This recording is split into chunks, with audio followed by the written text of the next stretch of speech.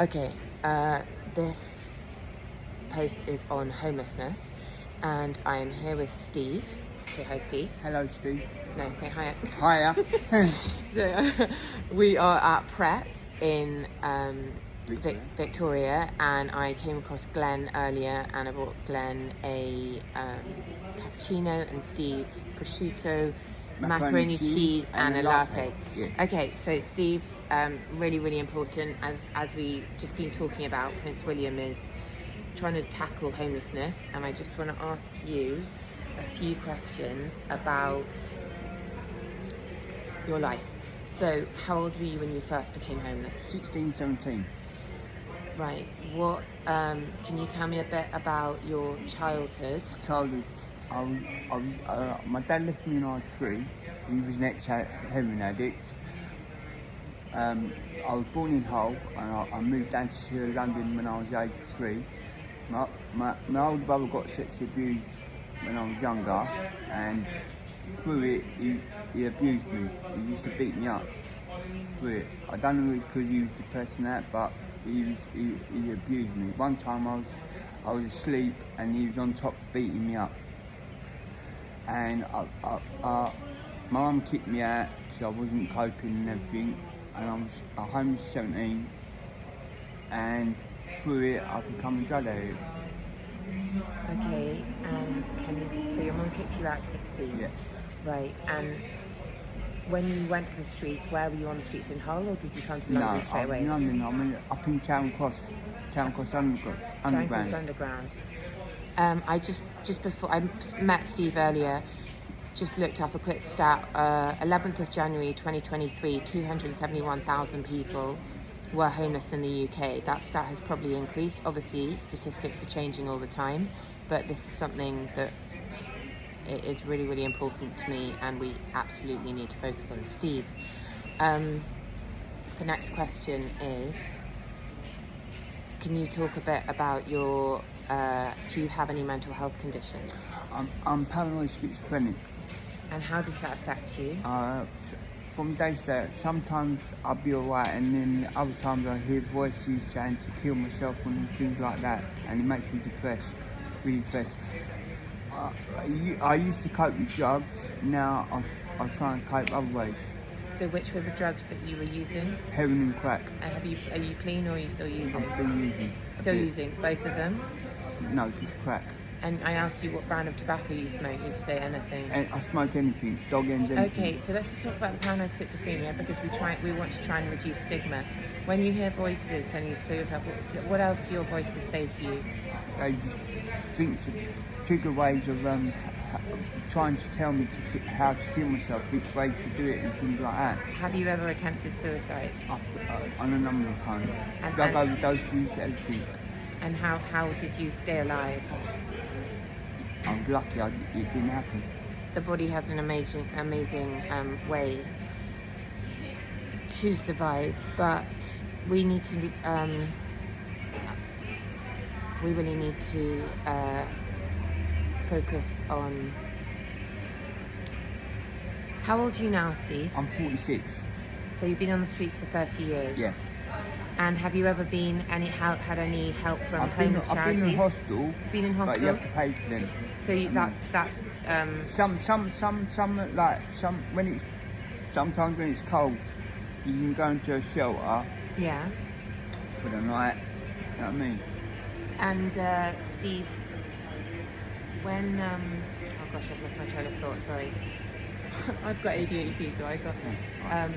When you go into the hostels, you're reliant on the public to give you money. Yeah. So I'm giving you a tenner for this interview.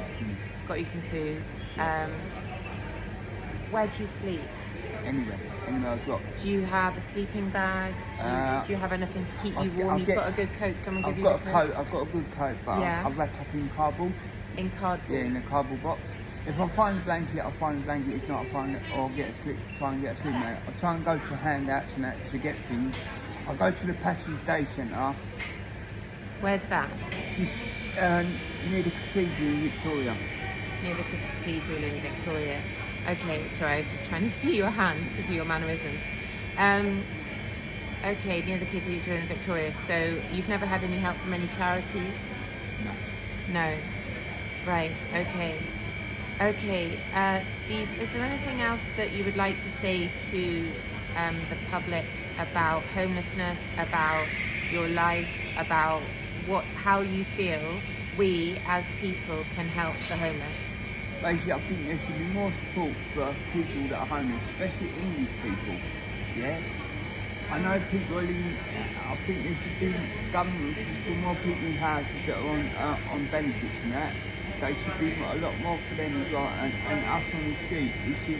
There should be more better things, easier to get access to. I used to have a dog. Yeah, I couldn't get into hospital. You can get into hospital without paying, but I had a dog, yeah, and I couldn't get into hospital.